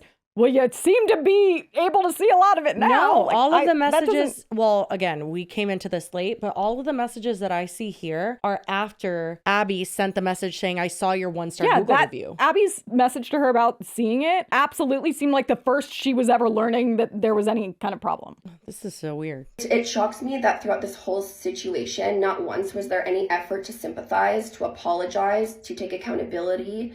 She didn't even ask me to come in so she could look at my hair, because I offered. I said, I will come in, look at my hair. She didn't want me to come in. She didn't care. And didn't she literally, like, she did look at her hair? Like, it was like, you're coming in a week. She did do that part, yes. She said, I will look at it when you come in a week, when I move up your extensions. And that's when she said that it was fine. But then also the second time, I guess she like went in and like barged in and confronted her. That was like the second time. That behavior does seem like someone who's being told, no, I don't want to see your hair. Like, why else would you barge into someone's salon? That's insane. But that was after she left the Google review. I believe so, yeah. What? So she left the review, didn't get the answer she wanted because I guess she wanted a refund. I was like, I'll wait till my next tightening appointment so then I can show her in person. So I went to that tightening appointment. I showed her in person. She pretty much just said, it's going to take some time, buy some product and this special hairbrush, which I did. And after that, it got so, I was, we have nightmares about our teeth falling out, our hair falling out. And one night in particular, the night I wrote the review was when I had handfuls of my hair in my hand and I had a full-blown mental breakdown because I felt so wronged by someone I trusted and I built a relationship. When I went into the salon, she insists that she never touched me. Post the video, Abby. Post it. Post it with the audio, because from the camera angle, if you can't see her actually grab me, you can hear me react, because I asked her why she grabbed me. So if that's the case, Abby posts, then she finally offered me a partial refund. I said no, because at that point it had been months of me trying to give her the benefit of the doubt to try and find a solution, months of me having mental breakdowns because I was losing my hair in clumps every time I touched it. And so at that point, I was like, no, that's not enough. I want a full refund. And I even told Abby, I want a refund for the hair extensions. I will bring them back to you. Okay, well, nobody could use them now. Nobody could use them now. Here, take my used hair. Literally this me is in like 4 insane. months. Like, here, have this back. It's like all fucking ratted and dead at the bottom. Like, you can't do that. I cannot with this. The clumps of my hair were coming out. Literally, you have only showed I think we missed maybe some videos, but literally. We did. Just but little breakage on the front pieces. That's not clumps of hair coming out. And if there are, then it could be like a health issue that you need to get addressed. I need to find it. I had it somewhere, but it's basically what she showed. And she was like, oh, like this is my hair every single time I brush it. I would say like it looked like a bunch of like 1.5 inch pieces of hair just kind of like scattered, but there was no clumps in the pictures that I saw of her. It was just a lot of little breakage. I was going to say, that sounds like breakage because when you're brushing it, if it's like kind of knotted and it's dry and you're brushing it off, then it will break off where it's weakest. Clumps of hair is just insane. Well, and again, like she obviously cut her hair to compensate for whatever breakage she had, but her hair looks so good in terms of like fullness for a thin-haired person, speaking as one. I can't even have them in my head. Well, what am I going to do with them? A lot that she did not mention. You can't there was a return lot them. that she did not include. And now I am getting swarms of hateful messages. I will post some of them. I've gotten some messages telling me to kill myself. So okay. I haven't seen the screenshots of those, full disclosure. But again, we're coming into this late. We never do see them. You never do. Yeah. You know? My hair was like down to here. I saw Abby for a service. And now I don't have multiple any hair. Services. So saying you don't have this is insane. I feel like this is insulting to people that are experiencing hair loss. You do have hair, and it's really pretty. And it's gorgeous. I mean, fuck off. That's interesting. I don't have any hair. It's like, I don't think I've ever had hair that long in the front. Yeah, her hair, I mean, maybe it's a lot shorter than she expected to have, but it does look really good. Yeah, that's going to happen after you've been wearing extensions for months. Right, yeah.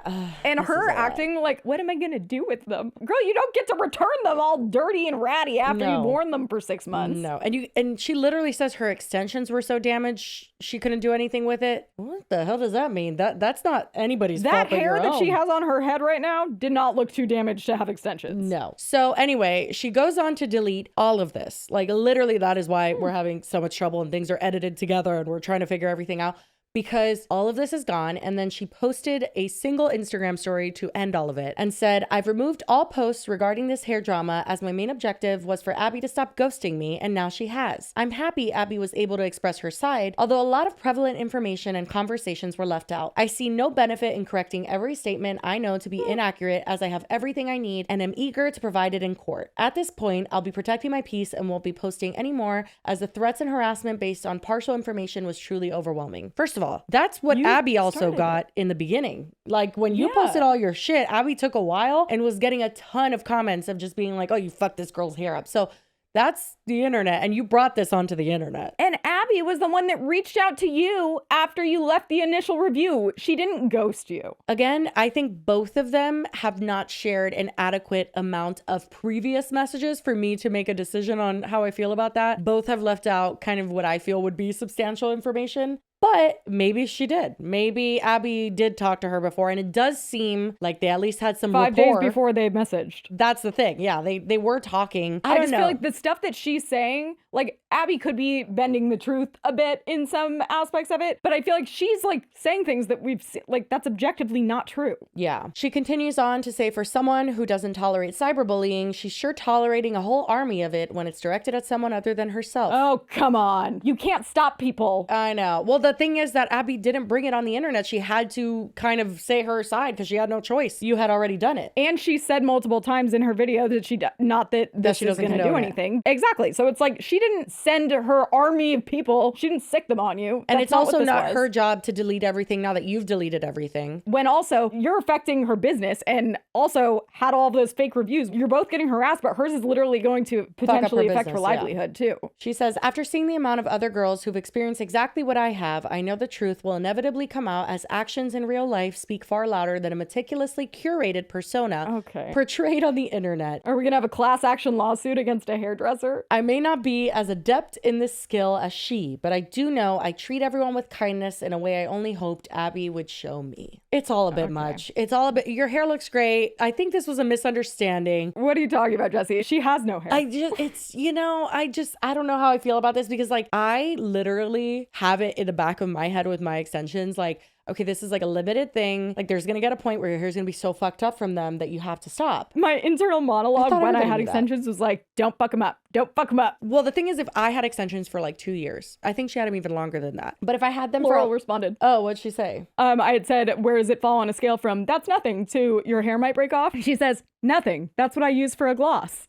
A gloss? Holy shit. Okay. Well, yeah, I think that her hair was just tired is what I will say. And I think this is just an unfortunate situation and an example of how bringing things to the internet makes everything worse. Okay. Anyway, that's it. Moving on. Before we go any further, we have a word from our last sponsor, OneSkin. You guys already know we love OneSkin and pretty much their entire skincare range because it has made us real toy. Made us nice and youthful. It really has. They have eye cream, they have face cream, they have body cream, they have sunscreen, which you guys, I really never wore sunscreen up until recently. Thank you, OneSkin, because you've inspired me. And the secret to all of OneSkin's products are their OS01 peptide that works at a cellular level to switch off the dysfunctional cells that cause your skin to become dry and dull and age faster than it needs to, which I really think is why Lily and I both see a difference in our skin since we started using it, I want to say like 8 months ago at this point. And to celebrate the holidays, OneSkin has introduced their limited edition holiday bundle, and it features travel sizes of the OS01 face, OS01 eye, the OS01 body, and it comes in this chic leatherette bag. It's the perfect gift, but you might want to just get two so that you can keep one for yourself, because if you haven't tried OneSkin at this point, this is the best way to do it. So take advantage of this exclusive bundle while it lasts and use our code DWKT at oneskin.co for 15% off. That's 15% off at oneskin.co if you use our code DWKT. And then after you purchase, they're going to ask how you heard about them, and it helps us out a lot if you let them know that the girlies sent you. And yeah, thank you so much to OneSkin for being an amazing sponsor of this podcast.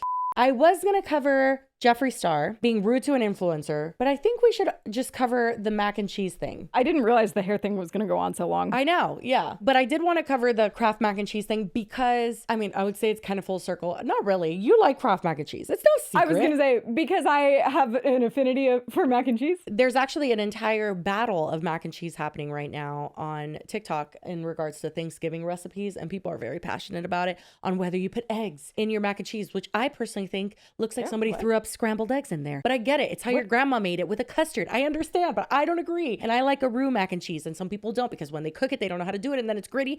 It's a whole fucking thing. But I'm very passionate about mac and cheese. I like the creamy, soupy. You guys, I have a history with mac and cheese, and especially on this show because I used to love the Kraft SpongeBob mac and cheese, specifically those shapes. For some reason, they just tasted better. And they discontinued them for a while, and then they brought them back, and I was thrilled.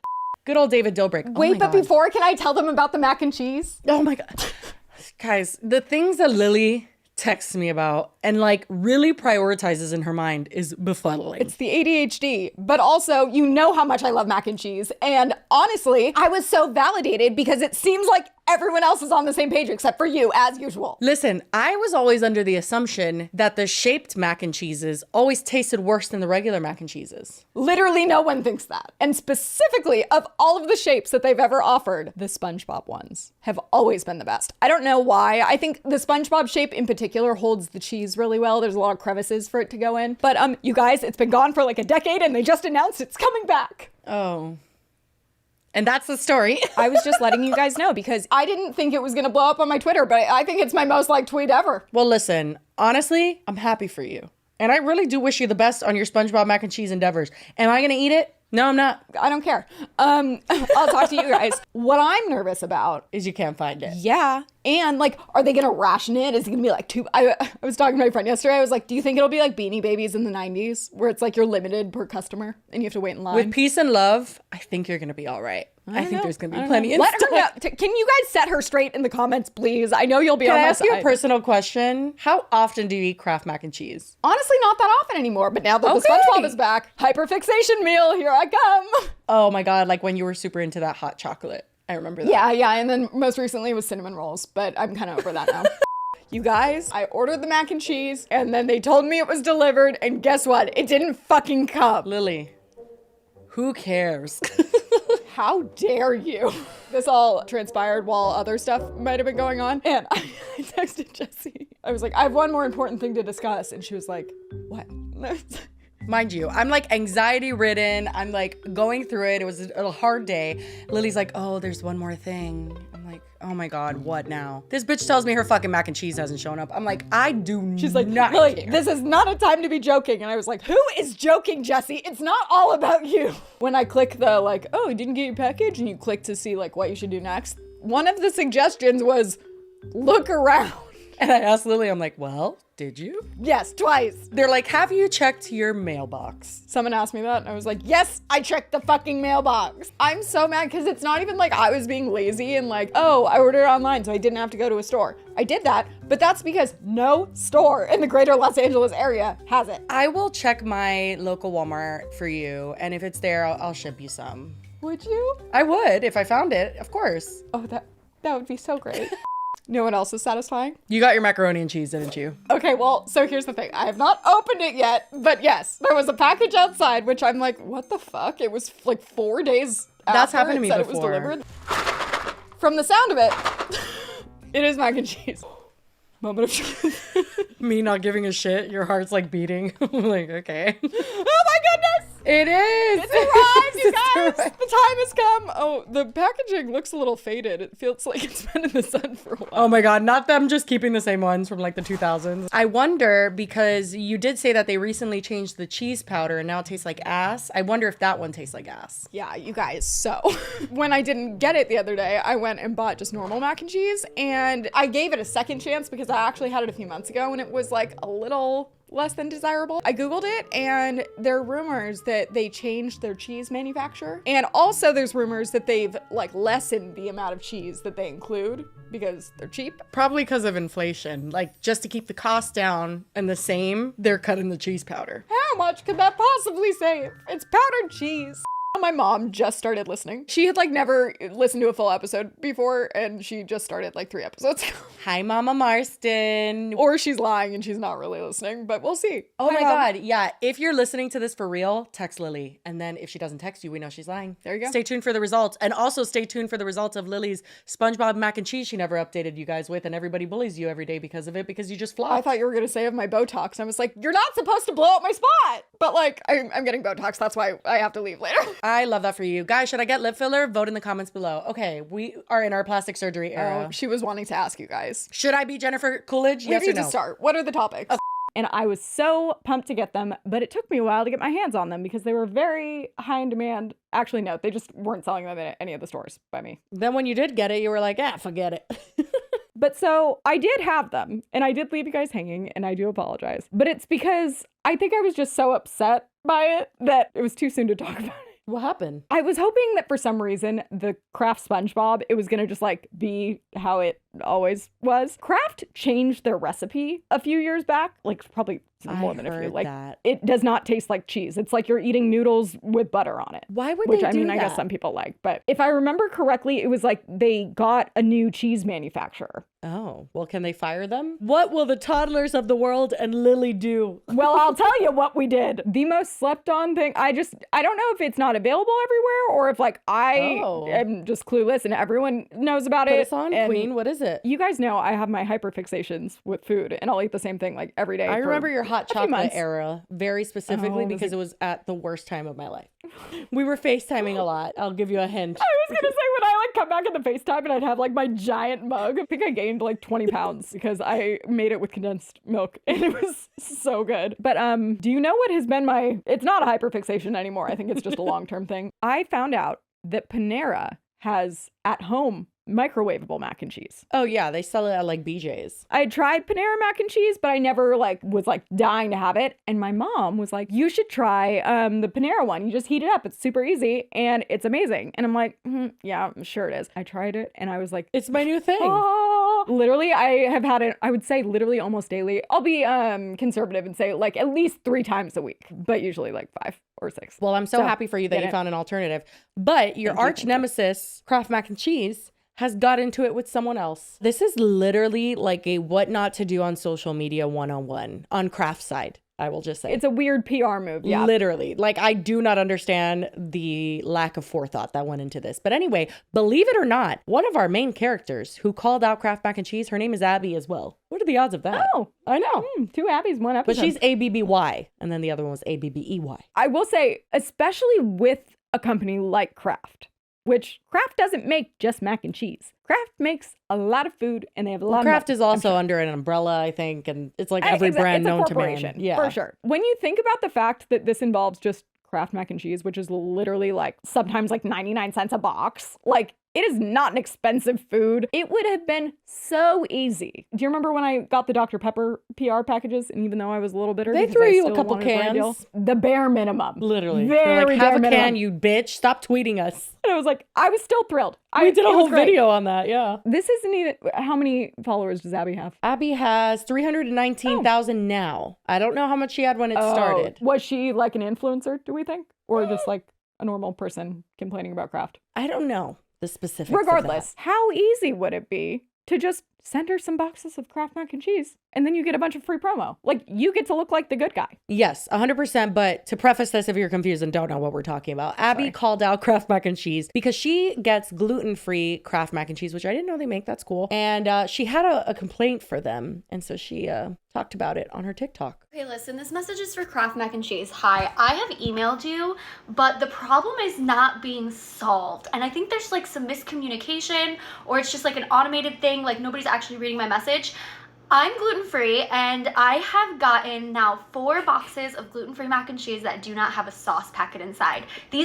All 4 boxes have been bought at separate locations, even in different cities, because I work in a different city than I live in. Girl, you're not missing anything. I have filled out the form on Kraft's website, and all that happens is with picture proof of the empty box with no sauce packet. I'm sorry, but that's giving. Well, you could just in take the that out. Postmates. Yeah, it's giving like when the Postmates they're like, show us proof that you did not receive your order. I'm like, that's literally what that means. But I get. Wait, but also, girl, even if you were not gluten-free, the cheese doesn't taste like anything anyway these days. I know, but also it would be you're not missing anything. A bizarre thing for someone to just be like, I'm going to just like go through the trouble of emailing Kraft if they really did just take out the sauce stuff. You know what I mean? Like if they were just trying to pull one over on them. Very odd behavior. Yeah, it doesn't make any sense. Also, again, like this isn't even like them being like a Karen or something. It's like, did this girl want her mac and cheese in it? That is really weird. And like, honestly, the way that she's sounding is like, I don't think anybody's heard this, so I'm going to reach out directly because I don't even think you guys She know. seems like kind of confused. Like this is odd. She's not being this nasty. happening?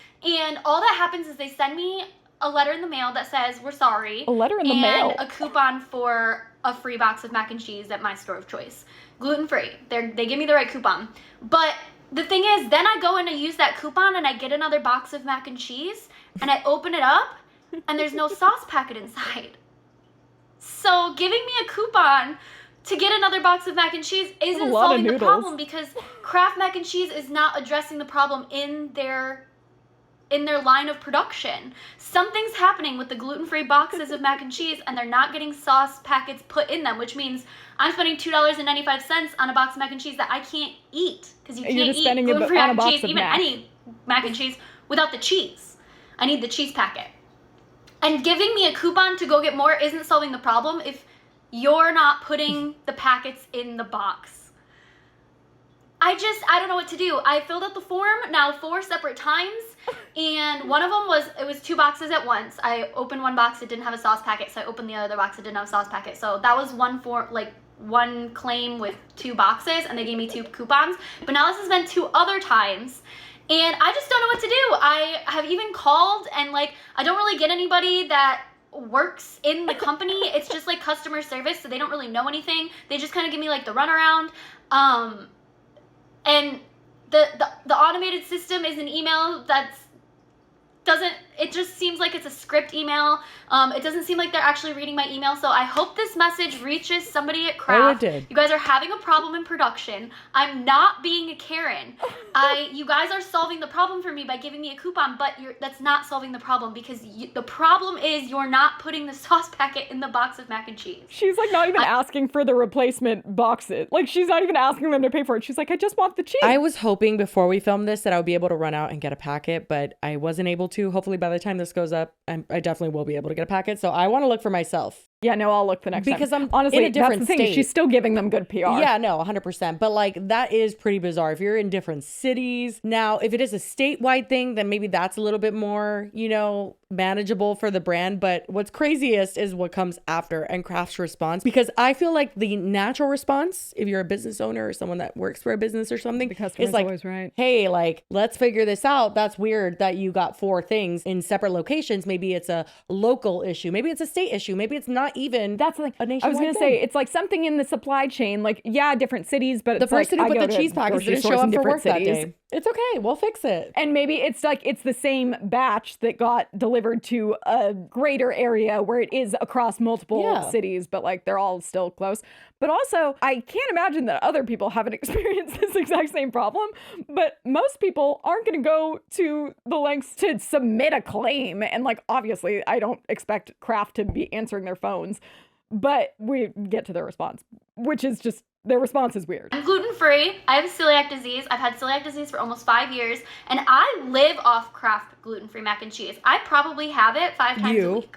I know that's a problem, but that's my problem to have. I spent so much money on Kraft mac and cheese, and this didn't start happening until about 2 months ago. And now it's to the point where I feel like I can't even buy boxes of Kraft gluten-free mac and cheese because it's not going to have the sauce packet. Honestly, I really feel for her, because if I just couldn't get the Panera mac and cheese, and I would lose my mind. Yeah. If it's something you rely on. My one comfort thing, and it's like, what? Yeah, I mean, I think that happens to everyone. It happens to me like bi-seasonally, if that's a thing, with like my coffee creamer. I really enjoy a flavor, then it leaves, and then it comes back. And so I think everybody enjoys things that leave, and that's fine. But when it comes to like celiac disease, and that's something that you kind of rely on because maybe you don't cook or like whatever the fuck the case may be, that is really shitty. Like that fucking sucks. And I'm sure there's other mac and cheeses that she could get, but it's like, that's something that isn't like a season. Like, no, she got it for years, and you still have it. It's still there. Like, it's just not like start not missing the cheese. Even when I fill out the thing and they give me the coupon, it's still just a waste of my time. It's a waste of everything. But it has to be more than just me, because I'm not there's no way I've gotten 4 defective boxes. This has to be like a whole shipment. And it was at the Walmart of my city, the Meijer of my city, the Kroger of my city, and the Kroger of the city that I work in Frankenmuth. Anyway, it was probably all from I'm really not a Karen. This is not my normal niche. So she calls them out, and you get the gist of it. And you would think that obviously Kraft is going to see it, because I think that once like it started picking up steam, and once something starts getting even semi-viral, like the brand's going to see it. And the way it usually goes on TikTok is not the direction it went. It's usually the opposite, where brands are really like progressive, and they have like a Gen Z person as their social media manager. They have really witty, fun responses, or like really slay responses where they're just like, oh my God, like absolutely, girl, like let me send you 1,000 fucking boxes of mac and cheese. And that's the easiest thing, because it's honestly not a big footprint for them. Like they're not going to lose a lot of money, and it's going to be such good PR. But instead, we have Kraft's comment here that says, hello, we apologize for this issue. We're not having any quality issues with our gluten-free Kraft mac and cheese. That's it. End comment. Submit. Like, what the fuck? Not the fucking auto response emails following her. Like, this is fucking crazy. I mean, literally, the last episode, we had the sushi people being like, nope, no worm there. No, it was your chopsticks. It's like, well, what do you mean? This is like no quality issues. And it's like, well, she just told you were having a quality issue. What are you talking about? Well, and the thing is that who better to tell you that you're having a quality issue than your fucking customers buying your shit? What do you mean? Who eats it 5 days a week? That's insane. Hi, Kraft. It's me again. Obviously, we have a lot to talk about, so let's get into it. I'd like to talk about this comment. I'd like to talk about a comment that you made on your page about how you reached out to me when you haven't. Oh, New development. Not I didn't know that. Oh my God. Gaslighting and gatekeeping the gluten-free cheese. I'm sure that comment is somewhere on Reddit, so we'll find it. But my thoughts are like, it's probably people were bombarding Kraft because of this. And then Kraft was like, well, we reached out. Like, it's totally fine. You know, that type of answer. But the we've seen that answers before. are so stoic, so cold. Like, who is on this social media managing team? Because it's giving like a CEO was allowed to use his phone. And I'd like to show proof of that. And then I'd also like to address everybody who's supporting me, because I don't think everybody knows how much this truly means to me. Oh my God, period queen. I do know what it means to you, and I really feel so bad for her because I literally would be devastated. I know. Okay, so Kraft, let's talk. I'd like to talk about this comment first. I would like you to understand that being gluten-free for almost 5 years now and having celiac disease has felt very isolating to me. I've been working with a therapist and a dietitian to work on this with me, but I have comfort foods that I fall back on, and Kraft mac and cheese, your gluten-free line of mac and cheese, has been my main comfort food. I wasn't joking in the last video when I say I eat your mac and cheese all the freaking time, because it's a comfort food for me. This makes it not feel like a comfort food anymore. This does not feel safe. This feels more isolating. This is not helping my relationship with food. And I want you to understand that right off the bat. This is more than just mac and cheese to me. This is literally being able to eat something that when I don't feel good and when my relationship with food is bad. This made me feel worse. It made me think that you think I'm lying. Which, let's talk about lying. You're giving her trust issues. On your video, somebody commented this on your TikTok. Oh my God. So this girl commented and says, are you guys aware that your gluten-free boxes are missing the sauce packets? Ask Abby, which is not a nasty comment. Nothing of, it's not even bad. Kraft responds, hello, we understand your I have to read it in a robotic voice because literally this is a robot. It's very AI. Hello, we understand your concerns and have been in touch with the consumer to make this right. Thank you for reaching out. Okay. Like, what the fuck is that? Also, make what right? I thought there was no quality issue. I know. You did reach out to the customer on her comments and gaslit her. So I don't know what you're talking about. And you responded with this. We understand your concerns and have been in touch with the consumer to make it right. Thank you for reaching out. No, you haven't.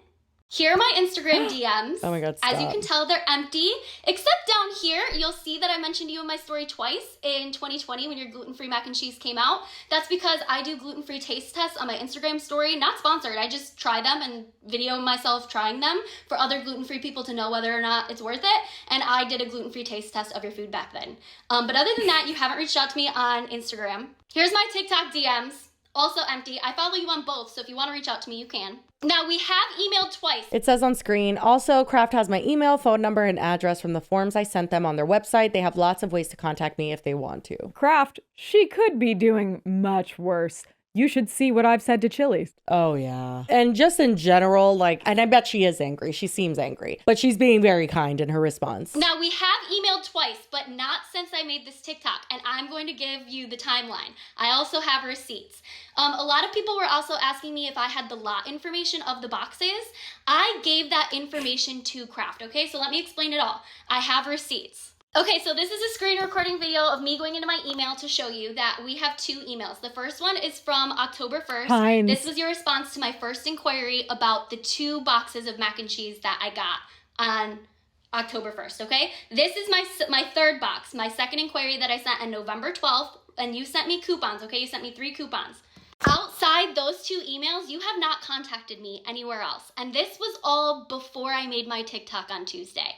This is the email from October 1st, and it's basically, if you want to screenshot it and try to read it, go ahead, but it's basically them not claiming that there's a problem, but saying that they'll send me coupons. They did send me 2 coupons, but I'm showing this here because of this case number, okay? This case number is for the first 2 boxes of mac and cheese that I opened in October, on October 1st, that did not have gluten-free packets in them. They did not have cheese packets in them. Yes, I dug to the bottom of the boxes. People asked that too. I dug. There were no packets. That's like literally being like, oh, I can't find my phone. Did you check your pocket, but like, yes. Yeah, I did. I do not have the lot numbers on the boxes anymore because this was back on October 1st and today is November 21st. So I don't have these 2 boxes anymore, but if Kraft takes this case number and does an internal investigation, they will find those lot numbers because I sent them the email on their website and gave them all the lot numbers from the boxes and stuff. So Kraft has that information, okay?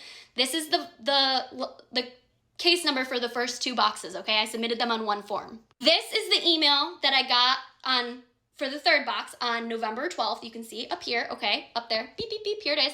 And the case number, I'll zoom in. This is the case number. Okay, I'm going to skip forward a little bit just because I'm not particularly worried about the lot numbers. With the 4th box, I was so upset that it didn't have a sauce packet in it because I wasn't feeling well and I had to get to work. I actually didn't get to eat lunch that day because I didn't have time to make anything else. I was upset. I stormed outside and I threw the box away in my outside trash can. I regret that now that this is blown up. I wish I would have had it. I wish I would have sent them a form. I felt like the form wasn't working at this point and I was just upset and done. And I thought maybe if I made a TikTok, maybe a daughter of a higher up, a son of a higher up in Kraft would see it and show their parents. And maybe that's the way I could get to a higher up, or maybe the higher up would even see it. But obviously that wasn't the case because we have that comment. Kraft, I'm not mad at you. I'm not mad at you. I am telling you, I love you.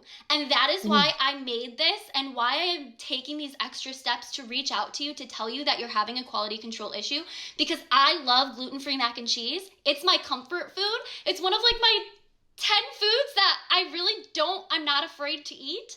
And I don't want it to be one less food in my diet. I'm already so restricted with being gluten-free and having celiac disease, and I want it back. So I wanted you to solve the problem, not be gaslit.